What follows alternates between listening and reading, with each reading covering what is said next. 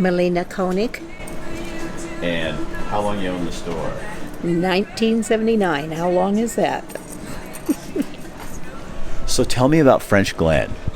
Where do you start? Well, the beginning was in 1872 when Pete French brought a herd of cattle in to the valley from California. What is Frenchglen today? It's a spot in the road. It's a stop in the road, along the road. Originally in the 20s, 30s, 40s, 50s, it was a stop along the freight line from Burns to Winnemucca. So why do you stay here? What do you love about being here? I love the country. I came originally. I got the lease on the hotel, and that was in 76. Bought the store in 79, and then I had both of them together for 6 years, along with the post office. We're pretty independent.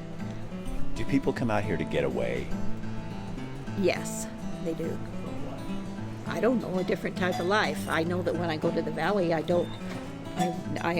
certainly don't want to go back there to live. At one time, there was up to 30 kids in school. Now I think they have 3 this year. I've been here almost 29 years. This is owned by Oregon State Parks, the hotel is, and I lease it from them, and I'm a concessionaire. Well, this building was built in 1923 by Swift & Company, who owned the P Ranch at that time. We have in the hotel, the rooms most of them have a full-size bed, shared bath situation, and go for $79 a night. One room that has a full and a single.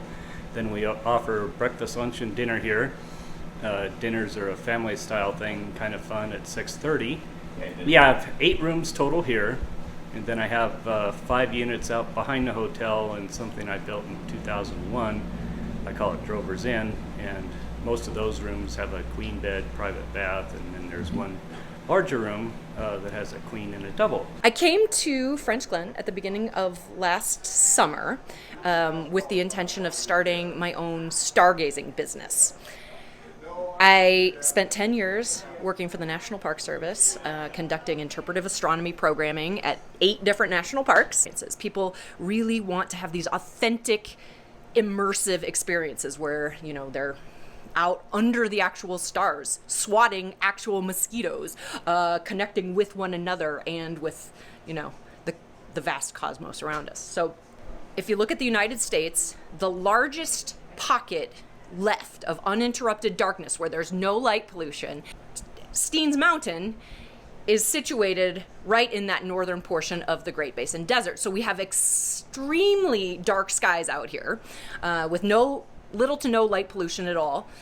The Steens Mountain, rising to almost 10,000 feet, is a perfect venue for doing stargazing because you have that thin atmosphere, which is ideal for stargazing. So is this a stretch for you to come all the way out here? And you have to give up stuff, don't you? Absolutely. But this has been the best decision that I've ever made. I've lived in lots of remote places, from West Africa to, all of these national parks where I worked. And the remoteness I love, to be honest. I mean, obviously I chose this place knowing full well what I was getting into. Well, maybe except for having to feed cows and run a tractor. I didn't anticipate having to add those things to my resume, but I have. What does it do for your soul? I can't imagine living anywhere else at this point. I really can't. I love it out here. I get to engage all kinds of fascinating people who visit from all over the world and challenge myself in ways that I didn't feel challenged working for the Park Service. So it's not all about how much money you make? I read, I can't remember what book this was in, but somebody once said, and I have always identified with it, that I would take freedom over comfort and security any day of the week. Now, that's not to say that I haven't been struggling and that my parents aren't terrified that I'm going to move back into their basement, as a middle-aged woman. But no, I love the decision that I made, and I'm enjoying I'm having the best time of my life. So.